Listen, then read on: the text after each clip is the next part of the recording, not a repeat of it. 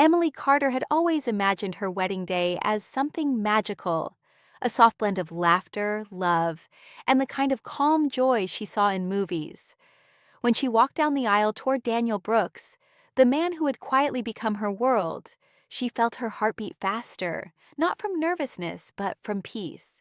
The ceremony was small and warm, just family, close friends, and 100 fairy lights wrapped around the backyard oak tree.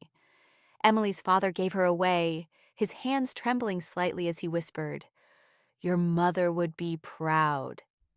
That sentence lingered in her heart like a sweet ache.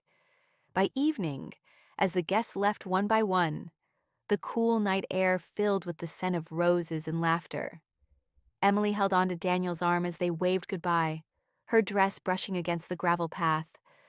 The moon hung above them, quiet and watchful.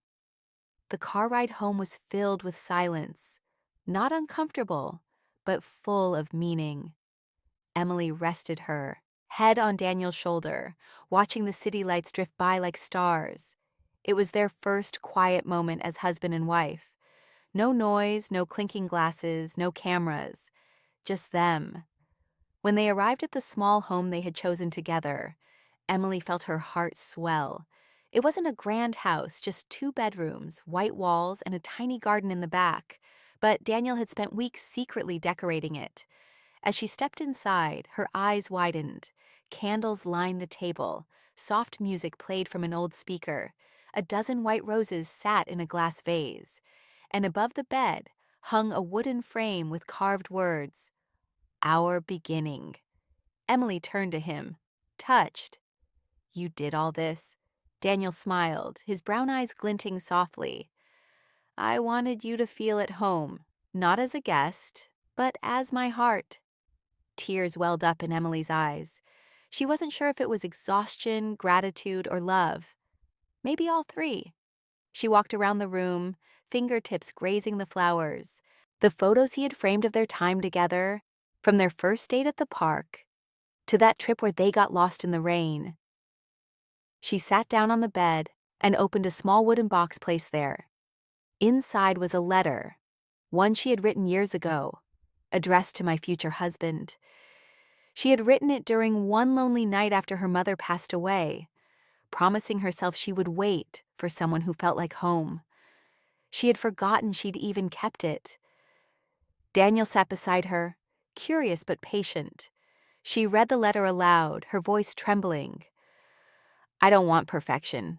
I just want someone who listens, someone who doesn't run away when I cry, someone who stays when the room gets quiet."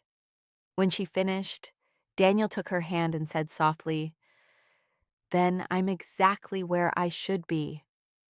That night, they didn't dance or drink champagne. They talked. Hours slipped by as they shared stories from their childhoods, about Daniel's younger brother who once glued his shoes to the floor, about Emily's mother teaching her how to make cookies every Sunday. Every story built a bridge not of romance, but of understanding. Emily realized love wasn't fireworks. It was warmth. It wasn't grand gestures. It was a steady heartbeat beside yours when the world gets quiet. At one point, Emily looked up and saw the clock read 2 a.m. "We're officially spending our wedding night talking about cookies," she said, laughing through tears. Daniel grinned. "That's how I know I married my best friend." She felt lighter than she had in years. The grief she'd carried for so long, the ache of losing her mother, the pressure of being perfect, began to fade into something gentler. Daniel didn't try to fix her. He simply stayed. Before falling asleep, Emily whispered, "I wish my mom could see this." Daniel brushed a tear from her cheek. "Maybe she can. Maybe she's the reason we found each other." The next morning, sunlight spilled through the curtains, painting their room in gold. Emily woke first, feeling a strange but beautiful calm. She looked at Daniel sleeping beside her, his hair messy, his hands still wrapped around hers. She smiled. For the first time in years, she felt safe. Not because life was perfect, but because she wasn't alone in it anymore. As she brewed coffee and watched the garden through the window, She thought about everything she had expected from marriage, the grand gestures, the constant excitement. But what she found was far better: peace. That evening, she began a new journal entry titled My Wedding Night. But instead of writing about romance or perfection, she wrote about love in its simplest form: listening, patience, laughter, forgiveness, love. She wrote, "Isn't about how the story begins. It's about how you choose to stay when the music fades." Years later, Emily would look back at that night, their first as husband and wife, and realize that was the true start of their forever.